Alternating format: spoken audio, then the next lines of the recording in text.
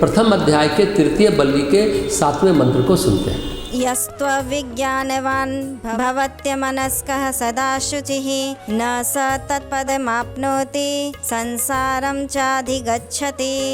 जो कोई सदा विवेकहीन बुद्धि वाला, असंयचित और अपवित्र रहता है, वह उस परम पद को नहीं पा सकता, अपितु बार बार जन्म मृत्यु रूप संसार चक्र में ही भटकता रहता है। गीता प्रेस की व्याख्या कहती है, जिसकी बुद्धि सदा ही विवेक से कर्तव्य के ज्ञान से रहित और मन को वश में रखने में असमर्थ रहती है, जिसका मन निग्रह रहित असंयत है और जिसका विचार दूषित रहता है तथा जिसकी इंद्रियां निरंतर दुराचार में प्रवृत्त रहती है, ऐसे बुद्धि शक्ति से रहित मन, इंद्रियों के वश में रहने वाले मनुष्य का जीवन कभी पवित्र नहीं रह पाता और इसलिए वह मानव शरीर से प्राप्त होने योग्य परम पद को नहीं पा सकता, वरन अपने दुष्कर्मों के परिणाम स्वरूप अनवरत इस संसार चक्र में ही भटकता रहता है, कुकर शुकर आदि विभिन्न योनियों में जन्मता एवं मरता रहता है। तो सबसे महत्वपूर्ण भूमिका सारथी की है, यानी बुद्धि की है। मन तो लगाम है, सारथी का कार्य घोड़ों का ख्याल रखे, उनकी लगाम जीन को ठीक रखे, रथ का ध्यान रखे।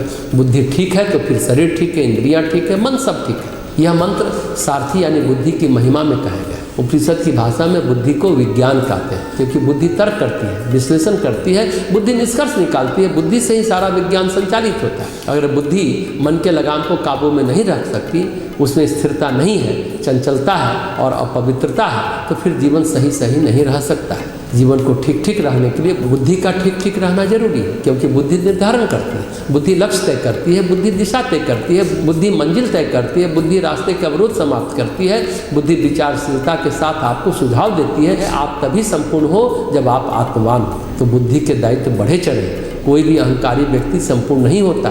बुद्धि आपको बताती है कि यह मत भूलो कि आत्मा के आश्रय में ही कल्याण है। यह आत्मा सदा सर्वदा परमात्मा के आश्रित रहती है। अगर ये बुद्धि ना हो तो फिर आप विवेकहीन हो जाएंगे, आपके हाथों की लगाम ढीली पड़ जाएगी और छूट जाएगी और आप अपवित्र हो जाएंगे। सारथी का काम है घोड़ी की देखभाल करना, सारथी का काम है रथ की देखभाल करना, सारथी का काम है लगाम को सही रखना। अगर लगाम जीर्ण शीर्ण पड़ गई, घोड़े कुछ भी खाते फिरते हैं, शरीर पर आपका काबू नहीं, तो फिर क्या होगा? मुश्किल है। इसलिए यमदेव कहते हैं बुद्धि को सही रखें। बुद्धि अगर सही नहीं रही तो मनुष्य जीवन की गरिमा, उसकी महिमा, उसका सौंदर्य, उसकी सुगंध, उसका आकर्षण सब कुछ समाप्त हो जाएगा। ये सब कुछ हमारी आत्मा में है और आत्मा का आधार परमात्मा है। शरीर और बुद्धि का आकर्षण, सौंदर्य, सुरभि और सुगंध पुण्य और तप में। जब हम निष्काम कर्म की बात करते हैं, भगवत अर्पित कर्म की बात करते हैं, मतलब आपकी उपलब्धियां आपको अहंकारी न बनाए। जन, धन, तन और मन, ये चारों तलों पर प्राप्त की गई उपलब्धियां, तन पर प्राप्त किया गया आपका बल, मन पर प्राप्त की गई आपकी प्रतिभा, उसके आकर्षण स्वरूप आपको प्राप्त हुआ जन समर्थन और आपकी अर्जित की हुई धन शक्ति और आपका प्रभाव आपको अभिमानी बना सकते हैं। इसके लिए हर एक का कर्तव्य है, जो तन से बलवान है, धन से धनी है, मन से विचारशील है, बुद्धि से प्रतिभा संपन्न है, वह थोड़ी देर सोचे, ये तन, मन, धन और जन, ये मृत्यु के बाद क्या रह जाएंगे? और ये चारों क्या विपदा में हमारे साथ खड़े होंगे? ये टूट जाएंगे, ये छूट जाएंगे। इसलिए जो नहीं छूटेगा वह क्या है? वह आप खुद हैं, वह अंतरात्मा है। इससे सतत उसमें रमण करना चाहिए। दरअसल हमारी भावनाएं हमें अभिमानी बनाती हैं। ममकार वृत्ति, सब मेरा है वाली वृत्ति हमें अभिमानी बनाती है। अगर हम यह सोच लें कि नहीं, हम ये नहीं हैं, तो वो नहीं होगा। मत भूले कि आत्मा के सिवा हमारा कोई नहीं है। बाइबिल का भी एक वाक्य है, यदि तुमने सितारों की जहाँ के ऊपर अपना मका बनाया है, तब भी तुम्हारे कर्म तुम्हें जहन्नुम की आग में झोंक सकते हैं, तुम्हें फिर से धरती पर पटक दिया जाएगा।